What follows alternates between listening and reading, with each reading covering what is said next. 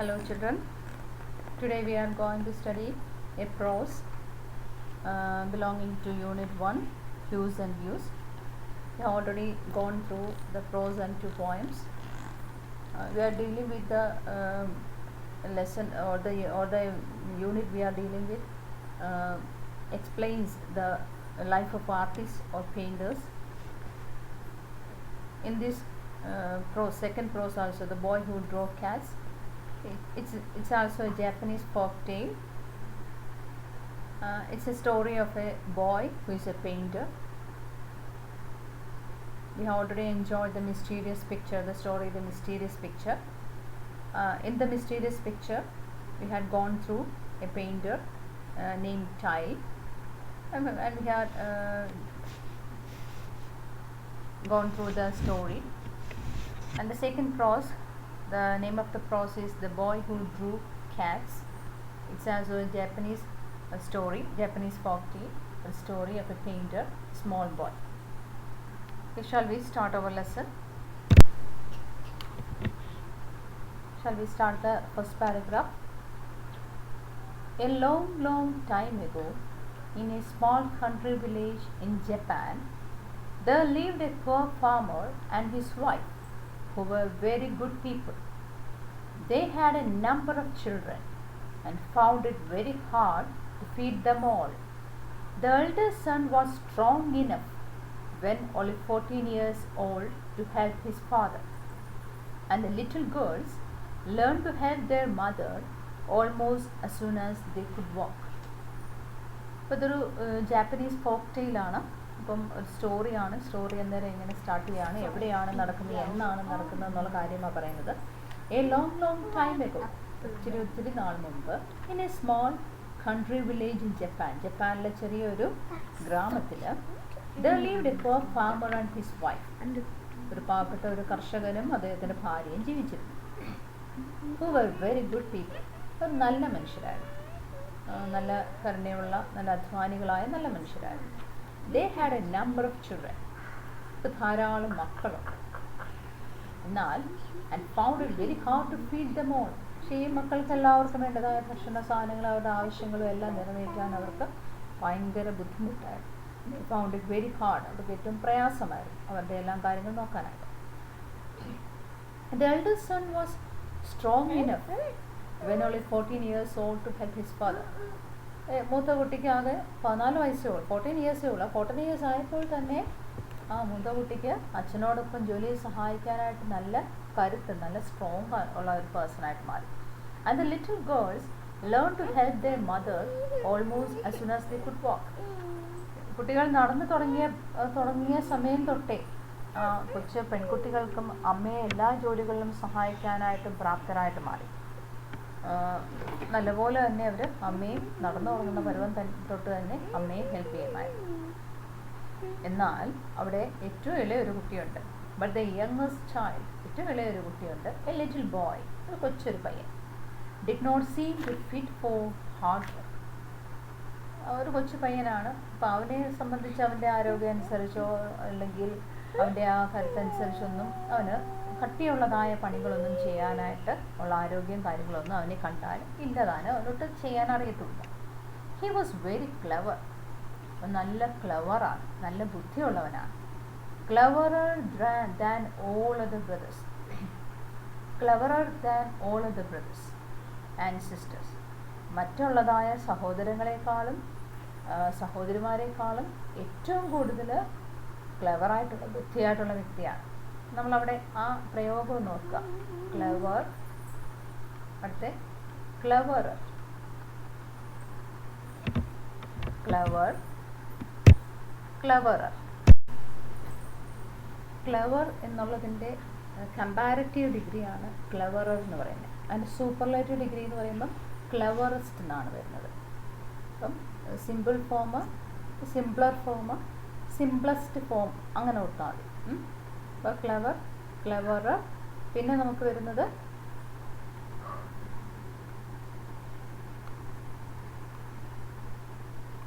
ക്ലെവറസ്റ്റ് എന്നുള്ളതാണ്, അത് സൂപ്പർലേറ്റീവ് ഫോമാണ്.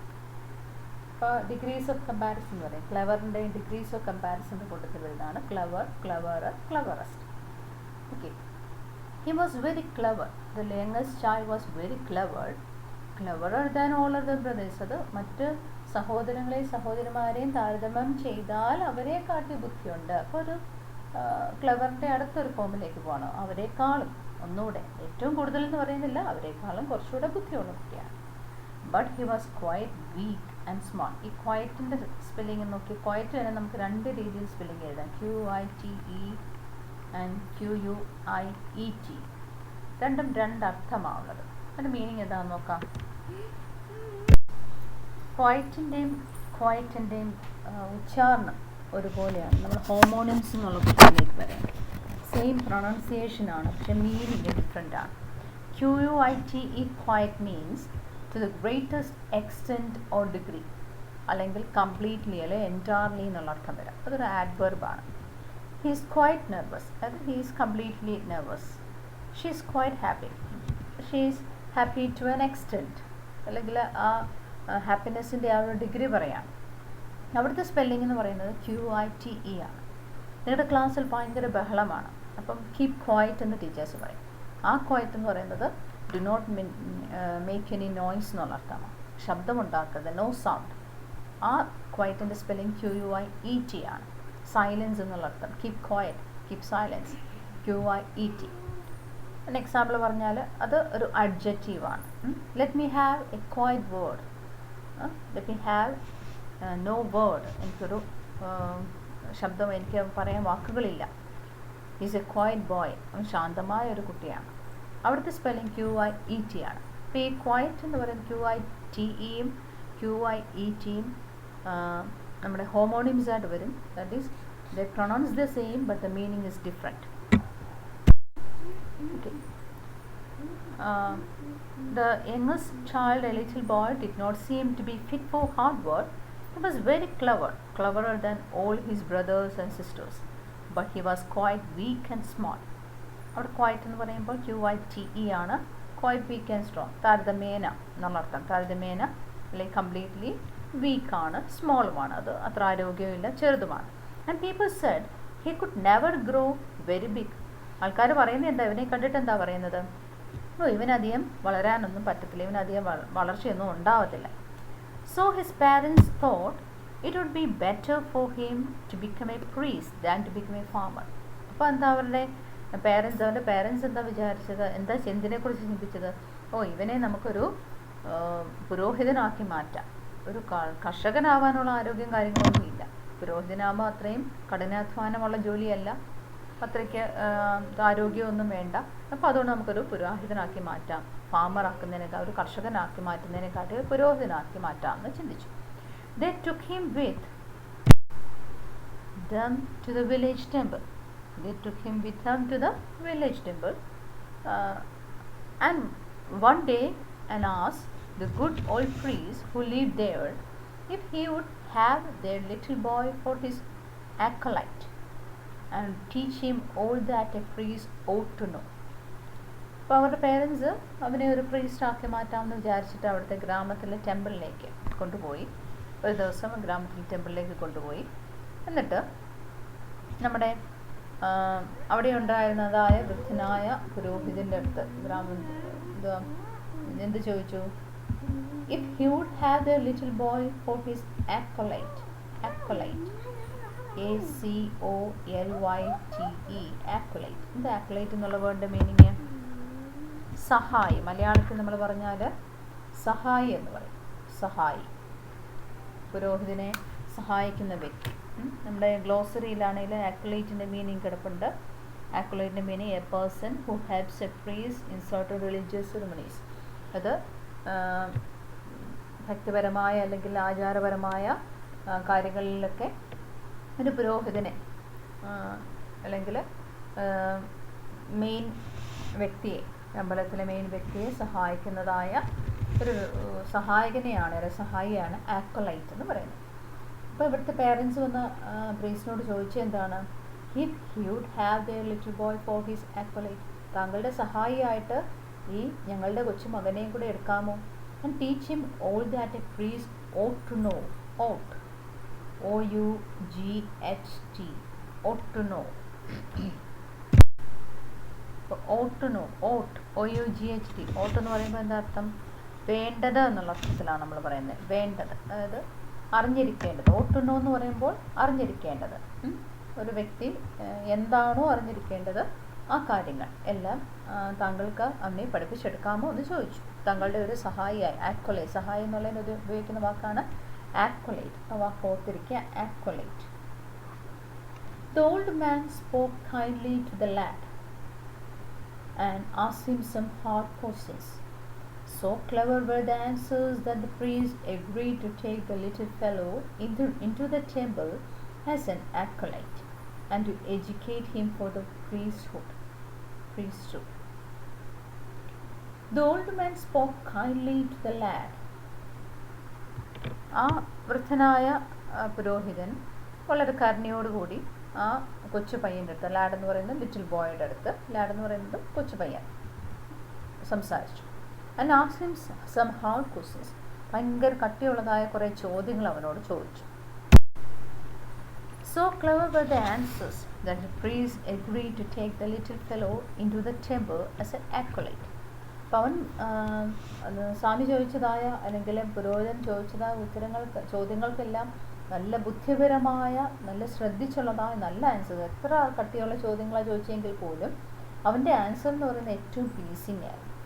അതുകൊണ്ട് പ്രീസ്റ്റിന് വളരെയധികം ഇഷ്ടപ്പെട്ടു, അവൻ്റെ ആൻസറെല്ലാം വളരെയധികം ഇഷ്ടപ്പെട്ടു. And priest agreed to take the little fellow into the temple as an acolyte. അതുകൊണ്ട് ആ ഒരു കൊച്ചു പയ്യനെ അദ്ദേഹത്തിൻ്റെ സഹായിയായിട്ട് അമ്പലത്തിലേക്ക്, അദ്ദേഹത്തിൻ്റെ സഹായിയായിട്ട് പുരോഹിതനോടൊപ്പം കൂട്ടാനായിട്ട് അദ്ദേഹം തീരുമാനിച്ചു. And educate him for the priesthood. അങ്ങനെ ഒരു പുരോഹിതനാകാനായിട്ടുള്ളതായ കാര്യങ്ങളെല്ലാം അദ്ദേഹം ഇവനെ പഠിപ്പിച്ചെടുക്കാമെന്ന് തീരുമാനിച്ചു. പ്രീസ്റ്റ്ഹുഡ് എന്ന് പറയുമ്പോൾ നമ്മൾ മലയാളത്തിൽ പറഞ്ഞാൽ പൗരോഹിത്യം, അതായത് ഒരു പുരോഹിതനാകാനുള്ള എല്ലാ കാര്യങ്ങളും അവന് പഠിപ്പിച്ചെടുക്കാമെന്ന് തീരുമാനിച്ചു. The boy learned quickly what the old priest taught him and was very obedient in most things. But he had one fault. He liked to draw cats during study hours, and to draw cats even where cats ought not to have been drawn at all. The boy learned quickly what the old priest taught him. എന്താണോ പുരോഹിതൻ അവനെ പഠിപ്പിക്കാനായിട്ട് ശ്രമിച്ചത്, അവൻ പെട്ടെന്ന് എല്ലാ കാര്യങ്ങളും പഠിച്ചെടുത്തു. ക്വിക്കായിട്ട് പെട്ടെന്ന് എല്ലാ കാര്യങ്ങളും പഠിച്ചെടുത്തു. ആൻഡ് വാസ് വെരി ഒബീഡിയൻ്റ് ആയിരുന്നു, അനുസരണയുള്ളവനായിരുന്നു. ഒബീഡിയൻറ്റ്, നല്ല അനുസരണയുള്ളവനായിരുന്നു, ഒബേ ചെയ്യുന്നവനായിരുന്നു. ഇൻ മോസ്റ്റ് തിങ്സ്, ഒട്ടുമിക്ക കാര്യങ്ങളിലും, അതായത് പൂർണ്ണമായ എല്ലാ കാര്യങ്ങളും നമുക്ക് പറയാം, എല്ലാ കാര്യങ്ങളിലും അവൻ നല്ല അനുസരണശീലം, പുരോഹിതൻ എന്ത് പറഞ്ഞാലും അതൊക്കെ ചെയ്യുമായിരുന്നു. But he had one fault, ഒരു കുറവ്, ഒരു പോരായ്മയുണ്ടായിരുന്നു, ഒരു ഫോൾട്ട് ഉണ്ടായിരുന്നു, ഒരു ചെറിയൊരു അപാകത ഉണ്ടായിരുന്നു. He like to draw cats during study hours. നിങ്ങളിൽ പലരെ പോലെ ക്ലാസ്സിൻ്റെ ഇടയ്ക്ക് വേറെ കുത്തി വരച്ചുകൊണ്ടിരിക്കുക, വേറെ പടം വരച്ചുകൊണ്ടിരിക്കുക. ഇവന് അങ്ങനെ ഒരു ചെറിയ കുഴപ്പമുണ്ട്. എന്താണ്? പഠിക്കുന്ന സമയത്ത് എന്ത് ചെയ്യാൻ, ആരെ വരച്ചുകൊണ്ടിരിക്കും? പൂച്ചകളുടെ ചിത്രങ്ങൾ വരച്ചുകൊണ്ടിരിക്കും. നല്ല ശരിയായിട്ടുള്ള രീതിയല്ലല്ലോ. അപ്പോൾ അത് പഠനത്തിൽ നിന്ന് ശ്രദ്ധ മാറുന്ന രീതിയിലുള്ള കാര്യമാണല്ലോ. And to draw cats even where cats ought not to have been drawn at all. എവിടെയാണോ പൂച്ചകളെ അല്ലെങ്കിൽ പൂച്ചകളുടെ ചിത്രങ്ങൾ വരച്ചുകൂടാത്ത അവിടെ പോലും അവൻ എന്ത് ചെയ്യും? ought not to have been drawn. അത് വരച്ചുകൂടാത്ത സ്ഥലത്ത് പോലും അവൻ കയറി എന്ത് ചെയ്യും? പൂച്ചകളുടെ ചിത്രം വരയ്ക്കും. അങ്ങനെ ചെറിയൊരു ഫോൾട്ട് അവനുണ്ടായിരുന്നു. എന്നാൽ ബാക്കി എല്ലാ കാര്യത്തിലും പുരോഹിതൻ പറയുന്ന കാര്യങ്ങളെല്ലാം അവൻ അനുസരിക്കുമായിരുന്നു. Whenever he found himself alone, he drew cats. He drew them on the margins of the priest's books and on all the screens of the temple, and on the walls and on the pillars. Several times the priest told him this was not right, but he did not stop drawing cats. He drew them because he could only really help it. He had what is called the genius of an artist. And just for that reason, he was quite fit to be an acolyte. A good acolyte should study books. Whenever he found himself alone, എപ്പോഴെല്ലാം അവൻ തനിച്ചിരിക്കുന്നു, he drew cats. ഡ്രോയുടെ past tense ആയിട്ടാണ് നമ്മൾ Drew എന്നുള്ള word ഉപയോഗിക്കുന്നത്. അവൻ കാറ്റിനെ വരയ്ക്കുമായിരുന്നു, പൂച്ചയുടെ ചിത്രങ്ങൾ വരയ്ക്കുമായിരുന്നു. എപ്പോഴെല്ലാം അവൻ തനിച്ചിരിക്കുന്നു അപ്പോഴെല്ലാം പൂച്ചയുടെ ചിത്രങ്ങൾ വരയ്ക്കുമായിരുന്നു. എവിടെല്ലാം വരയ്ക്കും? He drew them on the margins of the priest's books. പുരോഹിതൻ ഏതെങ്കിലും ഒരു ബുക്ക് അവിടെ വെച്ചിരിക്കുകയാണെങ്കിൽ ആ ബുക്കിൻ്റെ മാർജിനിലെല്ലാം അവൻ പൂച്ചയുടെ ചിത്രം വരയ്ക്കും. And on all the screens of the temple, ആ ടെമ്പിളിലെ ആ ഒരു അമ്പലത്തിലെ സ്ക്രീനുകളിലെല്ലാം ജനൽപ്പാളികളിലെല്ലാം വരച്ചു വെക്കും, അല്ലെങ്കിൽ അവിടെയുള്ളതായ ഭിത്തിയിലെല്ലാം വരച്ചു വെക്കും. And on the walls and on the pillars, അവിടെയുള്ള തൂണിലും ഭിത്തിയിലും അവിടെയുള്ളതായ ജനൽപ്പാളികളിലും എല്ലാം അവൻ ഇങ്ങനെ പൂച്ചയുടെ ചിത്രം, ഒറ്റ ചിത്രമേ ഉള്ളൂ, പൂച്ചയുടെ ചിത്രം വരയ്ക്കും. സെവറൽ ടൈംസ്, അനേകം തവണ, several times the priest told him that this was not right.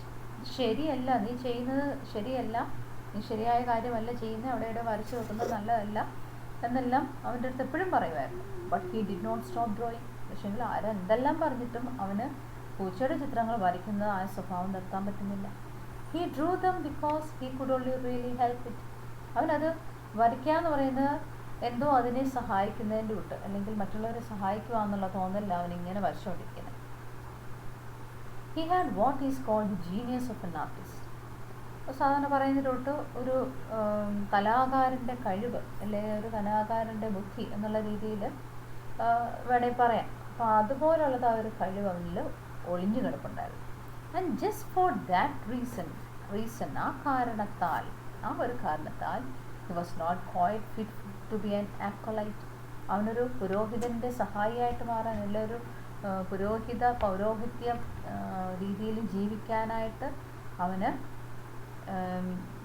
Was not quite fit, comparatively not fit, entirely not fit. അത്ര നല്ല ഫിറ്റല്ലെന്ന് പറയുമ്പോൾ അത്ര യോഗ്യനല്ല ഈ ഒരു സ്വഭാവം കാരണം. A good acolyte should study books. നല്ലൊരു സഹായം, നല്ലൊരു പുരോഹിതൻ്റെ നല്ലൊരു സഹായം എന്ന് പറയുമ്പോൾ പുരോഹിതൻ്റെ അതേ സ്വഭാവങ്ങൾ വേണം.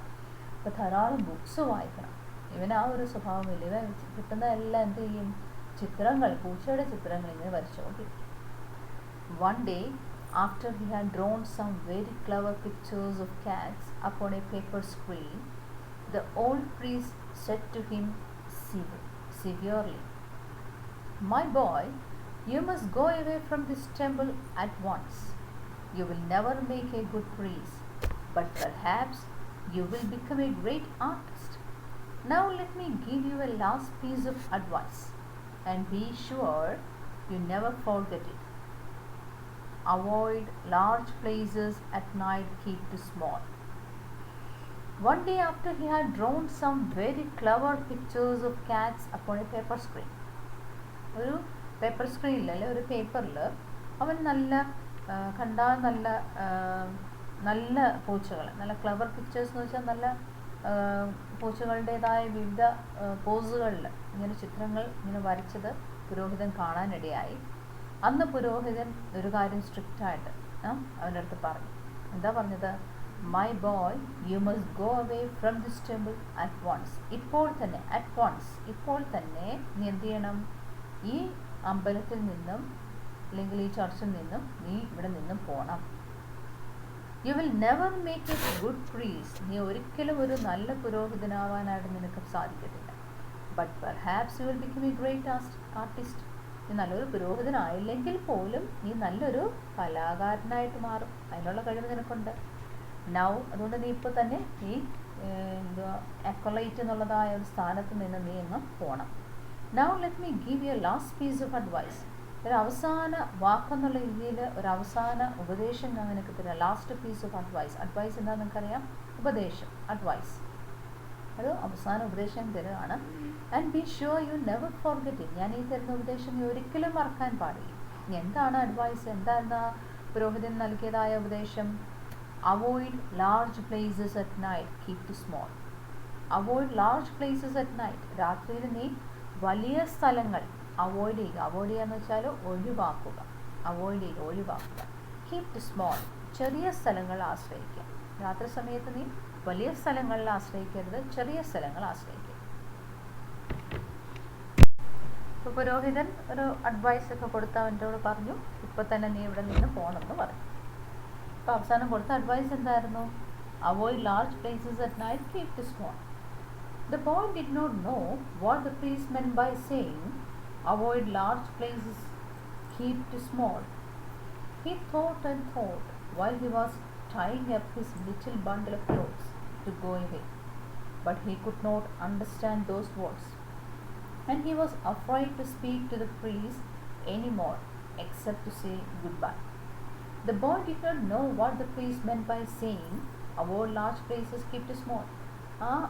പുരോഹിതൻ കൊടുത്തത് ആ അഡ്വൈസ്, അതായത് വലിയ സ്ഥലങ്ങൾ നീ ഒഴിവാക്കുക, ചെറിയ സ്ഥലങ്ങളിലേക്ക് ഒതുങ്ങുക എന്നുള്ളതായ ആ ഒരു ഉപദേശം എന്താണ് അദ്ദേഹം അർത്ഥമാക്കിയത് എന്ന് ഇവന് എത്ര ചിന്തിച്ചിട്ടും അവന് കിട്ടുന്നില്ല. എന്താണ് അദ്ദേഹം അതുകൊണ്ട് അർത്ഥമാക്കിയതെന്ന്.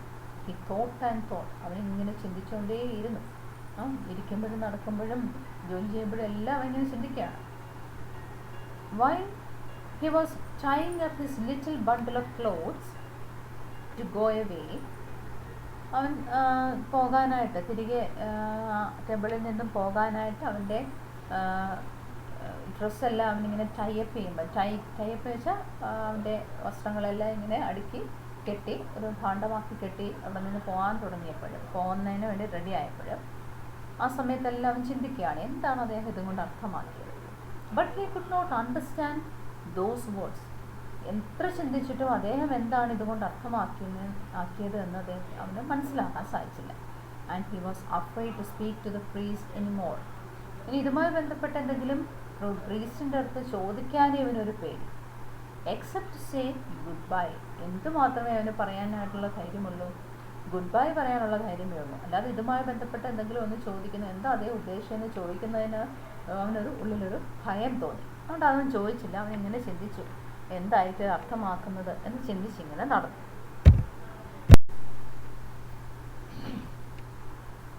Saying goodbye to the priest, he left the temple very sorrowfully and began to wonder what he should do. He went straight home. He felt sure his father would punish him for having been disobedient to the priest. So he was afraid to go home. All at once he remembered that at the next village, 12 miles away, there was a very big temple. He had heard there were several priests at that temple, and he made up his mind to go to them and ask them to take him for their acolyte. He left the temple very sorrowfully. വളരെ വിഷമത്തോടുകൂടി അവൻ ആ ടെമ്പിളിൽ നിന്നും, സോറോഫുള്ളി വളരെ വിഷമത്തോടുകൂടി, feeling very sad, ആ ടെമ്പിളിൽ നിന്ന് അവന് പോയി. And began to wonder what he should do. അവന് ചിന്തിക്കുകയാണ്, ഇനി ഞാൻ എന്ത് ചെയ്യും. അവനാകെ ആശയക്കുഴപ്പത്തില്ല, ഇനി ഞാൻ എന്ത് ചെയ്യും. If he went straight home, അവൻ നേരെ വീട്ടിലോട്ട് പോയാൽ, he felt sure his father would punish him for having been disobedient to the priest. Obedientന്റെ ഓപ്പോസിറ്റ് ആണ് disobedient.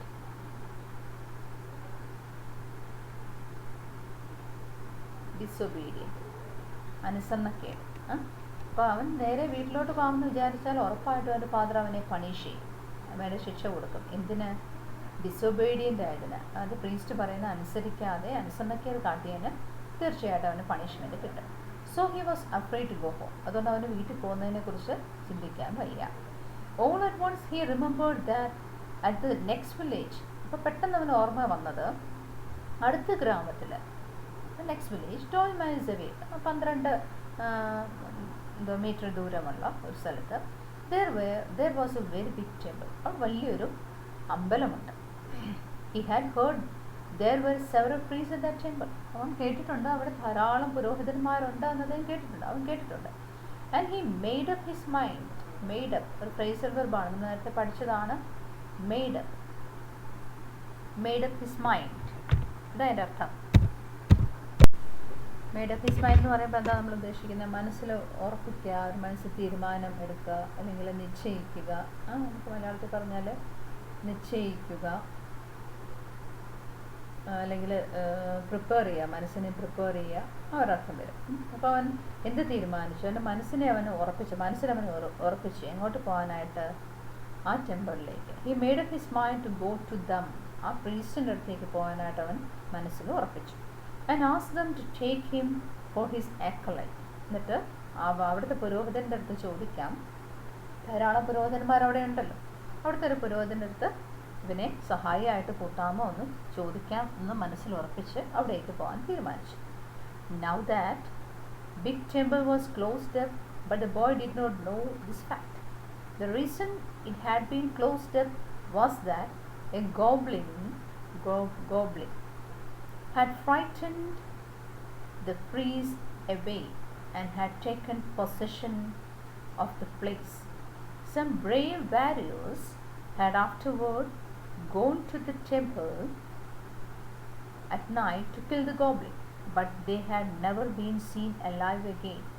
Nobody had ever told these things to the boy, so he walked all the way to the village, hoping to be kindly treated by the priest.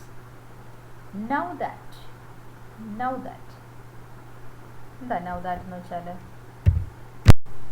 ഇപ്പോൾ, അതായത് അവനെ അങ്ങോട്ട് പോകാനായിട്ട് തീരുമാനിച്ച ആ സമയത്ത് the big temple was closed. ആ വലിയ അമ്പലം എന്ത് ചെയ്യാണ്? അടച്ചിട്ടിരിക്കുകയാണ്.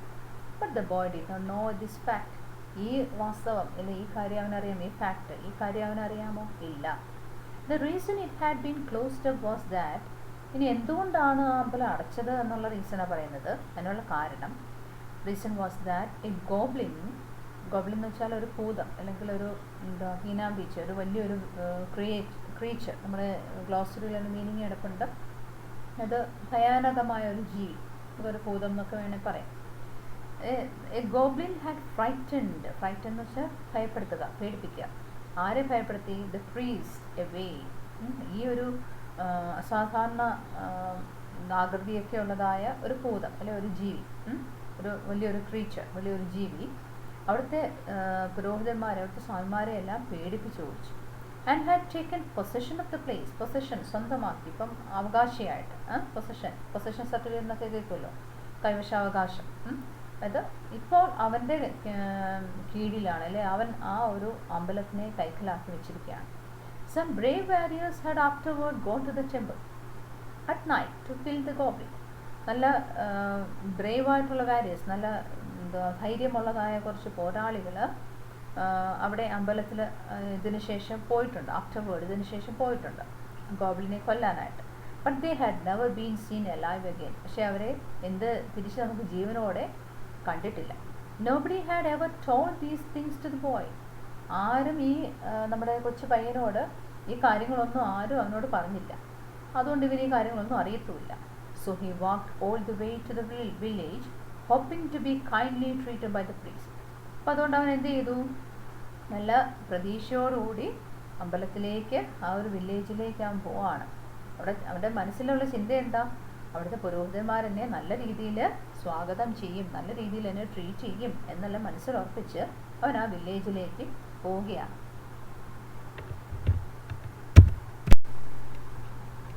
When he got to the village, it was already dark and all the people were in bed. But he saw a big temple on a hill at the other end of the principal street. And he saw there was a light in the temple. People who tell the story say the goblin used to make that light in order to tempt lonely travelers to ask for shelter. The boy went at once to the temple and knocked. There was no sound inside. He knocked and knocked again, but still nobody came. At last, he pushed gently at the door and was quite glad to find that it had not been fastened. So he went in and saw a lamp burning, but no priest. അപ്പോൾ വലിയ പ്രതീക്ഷയിലാണ് അവൻ ഗ്രാമത്തിലോട്ട് പോകുന്നത്. അവന് ഈ കഥകളൊന്നും അറിയില്ല, ഗോബ്ലിനെ കുറിച്ചൊന്നും അറിയില്ല. When he got to the village, it was already dark. അവൻ ആ ഗ്രാമത്തിലേക്ക് പ്രവേശിച്ചപ്പോഴവിടെ പൂർണ്ണമായിട്ട് ഇരുട്ടാണ്. And all the people were in bed. അവിടെയുള്ളതായ എല്ലാ ആൾക്കാരും ഉറങ്ങുന്ന സമയമാണ്. But he saw the big temple on a hill at the other end of the principal street. ആ പ്രധാന തെരുവിൻ്റെ അപ്പുറത്തെ വശത്തായിട്ട് ഒരു വലിയൊരു അമ്പലം മുകളിലായിട്ട് അവൻ കണ്ടു. And he saw there was a light in the temple. ആ ടെമ്പിളിൽ, ആ അമ്പലത്തിൻ്റെ മുകളിൽ ഒരു ലൈറ്റ് ഉള്ളത് അവൻ ശ്രദ്ധിച്ചു. People who tell the story say the goblin used to make the light. അവിടെ ഈ അമ്പലവുമായി ബന്ധപ്പെട്ടുള്ള കഥകൾ പറയുന്ന വ്യക്തികളൊക്കെ എന്താ പറയുന്നത്? അവിടുത്തെ ഭൂതം മിക്കവാറും അവിടെ ഒരു ലൈറ്റ് കത്തിച്ച് വെക്കാറുണ്ട്. എന്തിനു വേണ്ടിയിട്ട്? In order to tempt lonely travellers to ask for shelter. Tempt lonely. Tempt എന്ന് വെച്ചാൽ വഴിതെറ്റിക്കുക, അല്ലെങ്കിൽ ദൂരെ ഒരു എന്താ മലമുകളിലൊരു ലൈറ്റ് ഇങ്ങനെ തെളിഞ്ഞിരിക്കുമ്പോൾ അവിടെ ഒരു ആരോ ഉണർന്നിരിപ്പുണ്ട്, എനിക്ക് അങ്ങോട്ട് പോയാൽ ഒരു ആശ്രയം കിട്ടും, ഒരു ഷെൽട്ടർ കിട്ടും, എനിക്കൊരു താമസം കിട്ടും എന്നുള്ളതായ ചിന്തയിൽ ഏകാന്തമായിട്ടുള്ള തനിയെ സഞ്ചരിക്കുന്നതായ ലോൺലി ട്രാവലേഴ്സ് അവരെ ടെംപ്റ്റ് ചെയ്യാൻ, അവരെ ആകർഷിക്കാനായിട്ട് അവിടെ ഒരു ലൈറ്റ് കത്തിക്കാറുണ്ട് എന്ന് അവിടുത്തെ കഥ പറയുന്ന വ്യക്തികളൊക്കെ പറയാറുണ്ട്. പക്ഷേ ഇതൊന്നും നമ്മുടെ കൊച്ചു പയ്യൻ അറിയില്ല. The boy went at once to temple and knocked. അവൻ പെട്ടെന്ന് തന്നെ ആ ടെമ്പിളിൻ്റെ അടുത്തേക്ക് പോയിട്ട് നോക്ക് ചെയ്തു, കൊട്ടി. There was no sound inside. അവൻ കൊട്ടിയെങ്കിലും അകത്തുനിന്നും ശബ്ദമൊന്നും വന്നില്ല. He knocked and knocked again. വീണ്ടും അവനിങ്ങനെ കൊട്ടി വിളിക്കുകയാണ്. But still nobody came. പക്ഷെ ആരെങ്കിലും വന്ന് തുറന്നോ? ആരും തുറന്നില്ല. At last he pushed gently at the door. അവസാനം അവൻ പതുക്കെ ആ ഡോറിലൊന്ന് തള്ളി. And was quite glad to find that it has not been fastened. അപ്പോൾ അത് പതിയെ തുറന്നു വന്നപ്പോൾ അവന് സമാധാനമായി. അത് കുറ്റിയിട്ടിട്ടില്ല, അതങ്ങനെ അടച്ചു പൂട്ടി വെച്ചിരിക്കുകയല്ല. ഫാസ്റ്റൻഡ്, FASTENED, ഫാസ്റ്റൻഡ്. അതായത് കുറ്റിയിട്ട് ഉറപ്പിച്ച് വെച്ചിട്ടില്ല, അത് അടച്ചു പൂട്ടി വെച്ചിരിക്കുകയല്ല എന്നുള്ള കാര്യത്തിൽ അവൻ സമാധാനമായി. So he went in. അതുകൊണ്ട് എന്ത് ചെയ്തു? അവനകത്തേക്ക് പ്രവേശിച്ചു. And saw a lamp burning but no priest. പക്ഷെ എന്ത് കത്തുന്നതായിട്ട് അവൻ കണ്ടു? ഒരു വിളക്കിങ്ങനെ കത്തുന്നതായിട്ട് കണ്ടു. പക്ഷെ അവിടെ പുരോഹിതന്മാരെ ആരെയും കണ്ടില്ല. He thought some priest would be sure to come very soon, and he sat down and waited. Then he noticed that everything in the temple was grey with dust and thickly spun over with cobwebs. Spun over with cobwebs. So he thought to himself that the priest would certainly like to have an acolyte to keep the place clean. He wondered why they had allowed everything to get so dusty. He thought some priest would be sure to come very soon. അവൻ ചിന്തിച്ചു, താമസിക്കാതെ ഏതെങ്കിലും പുരോഹിതന്മാർ കഥവൊന്നും കുറ്റിയിട്ടിട്ടില്ല, ചരിട്ടൊക്കെ ഉള്ളൂ, അപ്പം അങ്ങനെ കുറ്റിയൊന്നും ഇട്ട് ഉറപ്പിച്ച് വെച്ചിരിക്കുകയല്ല, അപ്പോൾ ഏതെങ്കിലും ഒരു പുരോഹിതൻ താമസിക്കാതെ വരുമായിരിക്കും എന്നവൻ പ്രതീക്ഷിച്ചു. And he sat down and weighted. അതുകൊണ്ട് അവൻ അവിടെ ഇങ്ങനെ തറയിലിരുന്ന് അവൻ വെയിറ്റ് ചെയ്യുകയാണ്, കാത്തിരിക്കുകയാണ്. Then he noticed that everything in the temple was grey with dust. അവനിങ്ങനെ അവിടെ ഇരുന്ന് ഇങ്ങനെ ചുറ്റുപാടും വീക്ഷിച്ച സമയത്ത് അവന് കാണാൻ സാധിച്ച എന്താ? ആ അമ്പലത്തിലെ മിക്ക സ്ഥലവും എന്ത് ചെയ്യാണ്? പൊടി കൊണ്ടിങ്ങനെ നിറഞ്ഞിരിക്കുകയാണ്. And thickly spun over with cobwebs. ചെലന്തിവല. കോബ്വെബ്സ് എന്ന് പറയുന്നത് ചെലന്തിവല. ചെലന്തിവലയും കൊണ്ടിങ്ങനെ സ്പൺ ചെയ്ത് വെച്ചിരിക്കുകയാണ്. സ്പൺ ചെയ്യാന്ന് വെച്ചാൽ എന്താ? ഇങ്ങനെ ചെലന്തിവല മൂടപ്പെട്ടിരിക്കുകയാണ്. അപ്പം മിക്ക സ്ഥലങ്ങളും ഭക്തിയായിട്ടുള്ള നമ്മൾ ചില സിനിമയിൽ, പ്രേത സിനിമകളിലൊക്കെ കാണത്തില്ലേ, വവാലുകളിങ്ങനെ പാറി വരുന്നത്, മൊത്തം ചെലന്തിവല ഇങ്ങനെ മൂടി, കട്ടിക്കുള്ള ചെലന്തിവല മൂടി കിടക്കുന്നതായിട്ടുള്ള സ്ഥലങ്ങളൊക്കെ, അങ്ങനെയൊക്കെ ഈ ഭൂതവും പ്രേതവും ഒക്കെ ഉള്ള സിനിമകളിലെല്ലാം കാണിക്കുന്നത്. അപ്പോൾ ആ ഒരു ചിത്രം മനസ്സിൽ ഓർത്താൽ മതി. അപ്പം ഇവനിങ്ങനെ നോട്ട് ചെയ്തപ്പോൾ ആ ടെമ്പിളിൽ മിക്ക സ്ഥലവും ഡസ്റ്റും കൊണ്ട്, പൊടി കൊണ്ട് നിറഞ്ഞിരിക്കുകയാണ്. അതുപോലെ തന്നെ എല്ലായിടവും മിക്ക സ്ഥലങ്ങളിലും എന്താണ്? ചെലന്തിവലകളാൽ മൂടപ്പെട്ടിരിക്കുന്നു. So he thought to himself that the priest would certainly like to have an acolyte to keep the place clean. അപ്പോൾ അവൻ തനിയെ ചിന്തിച്ചു, മനസ്സുകൊണ്ട് ചിന്തിച്ചു, അപ്പോൾ ഉറപ്പായിട്ട് ഇവിടുത്തെ പുരോഹിതന്മാർക്ക് ഒരു സഹായിയെ വേണം, ഒരു അക്കലൈറ്റിനെ വേണം. എന്തിനു വേണ്ടിയിട്ട്? To keep the place clean. ഈ സ്ഥലമെല്ലാം വൃത്തിയാക്കി ഇടാനായിട്ട് തീർച്ചയായിട്ടും ഒരു സഹായിയെ വേണം. He wondered why they had allowed everything to get so dusty. എന്നിട്ട് അവൻ അതിശയിക്കുകയാണ്, എന്തുകൊണ്ട് സ്വാമിമാർ ഇത്രയും വൃത്തികേടായിട്ട് ഈ സ്ഥലം ഇടാനായിട്ട് അനുവദിച്ചു? എന്തുകൊണ്ട് അവർക്കൊന്ന് വൃത്തിയാക്കൂടാ? അല്ലെങ്കിൽ എന്തുകൊണ്ട് അവർ ഇത്രയും നാളും ആരെങ്കിലും വെച്ചൊന്ന് ആക്കിച്ചില്ല? അപ്പോൾ അവനിങ്ങനെ ചിന്തിക്കാൻ തുടങ്ങി. What most pleased him, however, were some big white screens, good to paint cats upon. Though he was tired, he looked at once for a writing box and found one and ground some ink and began to paint cats. അപ്പോൾ അവിടെ മൊത്തം ഡസ്റ്റിയായിട്ട് കിടക്കുമ്പോൾ ഇവൻ ചിന്തിക്കുകയാണ്, എന്തുകൊണ്ടൊരു priest ഇവിടെ ഇങ്ങനെ ഡസ്റ്റായിട്ടൊക്കെ ഇടാനൊക്കെ ഇടയാക്കി എന്നൊക്കെ അവൻ ചിന്തിക്കുന്നുണ്ട്. പക്ഷെ അവന് ഏറ്റവും കൂടുതൽ അവന് സന്തോഷം, പ്ലീസ് ചെയ്ത് അവന് ഏറ്റവും കൂടുതൽ സന്തോഷം ഉണ്ടായ എന്താണ്?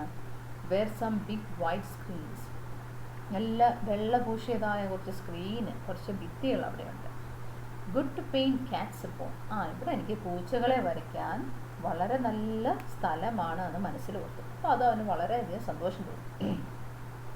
ദോ ഹി വാസ് ടയേർഡ്, അവൻ വളരെയധികം ക്ഷീണിതനാണ്. ടയേർഡ്, യാത്ര ചെയ്തെല്ലാം ക്ഷീണിതനാണെങ്കിൽ പോലും he looked at once for a writing box. പെട്ടെന്ന് അവൻ എന്താ തപ്പിയത്? ഒരു എഴുതാനുള്ളതായ ബോക്സ് തപ്പിയെടുത്തു, writing box. And found one, അങ്ങനെ അവസാനം ഒരു വരയ്ക്കാനുള്ള ഒരു സാധനം കണ്ടുപിടിച്ചു. ആൻഡ് സം ഇങ്ക്, കുറച്ച് മഷി അവിടെ നിന്ന് തപ്പിയെടുത്തു. And began to paint cats. അപ്പോൾ അവന് വരയ്ക്കാനുള്ളതായ ആയുധങ്ങളെല്ലാം കിട്ടിക്കഴിഞ്ഞപ്പോൾ അവൻ എന്ത് ചെയ്യാൻ തുടങ്ങി? വരയ്ക്കാനായിട്ട് തുടങ്ങി. He painted A great many Katz upon the screens, and then he began to feel very, very sleepy. He painted a great many cats upon the screens.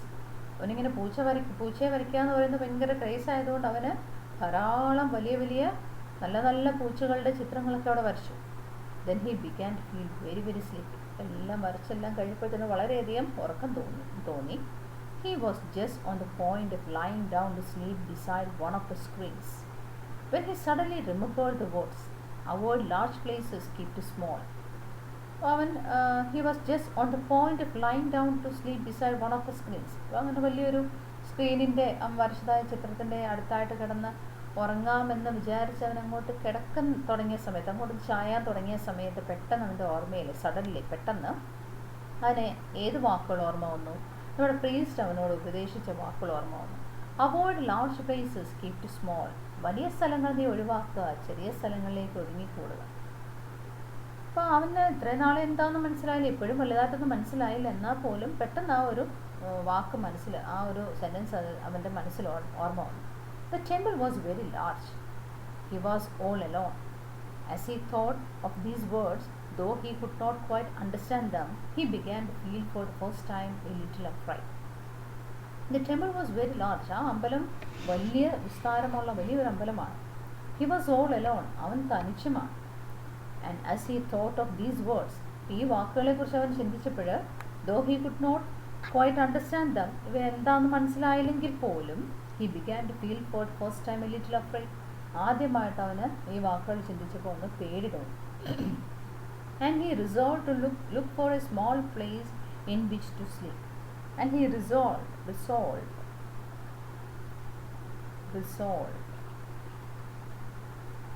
എന്താ resolve എന്ന് വെച്ചാൽ പരിഹരിക്കുക.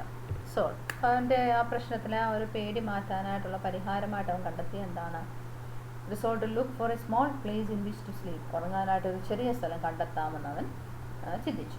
He found a little cabinet with a sliding door and went into it. അവൻ അവിടെ ചെറിയൊരു cabinet, അതായത് ചെറിയൊരു room കണ്ടു. ഒരു സ്ലൈഡിംഗ് ഡോറാണ്. സ്ലൈഡിംഗ് ഡോർ എന്ന് പറയുമ്പോൾ നമ്മൾ അങ്ങോട്ട് കയറി കഴിയുമ്പം തനിയെ അടയുന്നതായ അങ്ങോട്ടും ഇങ്ങോട്ട് മൂവ് ചെയ്യുന്ന ഡോറാണ്. And went into it. അതിൻ്റെ അകത്തേക്കും കയറി ആൻഡ് ഷട്ട് ഹിംസെൽഫ് അപ്പ്. എന്നിട്ട് അവൻ അവിടെ അടച്ചിരുന്നു. Then he lay down and fell fast asleep. അവനവിടെ കിടന്ന് സുഖമായിട്ട് ഉറങ്ങി. നമ്മൾ ഇന്ന് ഇത്രയും ഒന്ന് പഠിക്കുന്നത്. നിങ്ങൾ ടെക്സ്റ്റ് ബുക്ക് ഒരു 5 times എങ്കിലും വായിക്കണം. ഈ മീനിങ്സ് ബുക്കിലോട്ട് നോട്ട് ചെയ്യണം. അതിൻ്റെ കൂട്ടത്തിൽ തന്നെ ഓരോ പാരഗ്രാഫ്, ഓരോ പേജിലും സ്കഫോൾഡിംഗ് ക്വസ്റ്റ്യൻസ് വന്നിട്ടുണ്ട്. ആ ക്വസ്റ്റ്യൻസിന് ആൻസേഴ്സും കംപ്ലീറ്റ് ചെയ്യണം. അപ്പം ഒരു ടെക്സ്റ്റ് ബുക്ക് ഇത്രയും ഭാഗം വരെ നിർബന്ധമായിട്ട് ഒരു 5 പ്രാവശ്യം വായിച്ചിരിക്കണം. നിർബന്ധമായിട്ട് എല്ലാവരും വായിച്ചിരിക്കണം. ഞാൻ അടുത്ത ക്ലാസ്സിൽ ഇതിനെ ബേസ് ചെയ്തുള്ള ക്വസ്റ്റ്യൻസ് നിങ്ങൾക്ക് ചോദിക്കുകയും ചെയ്യും. Okay, thank you.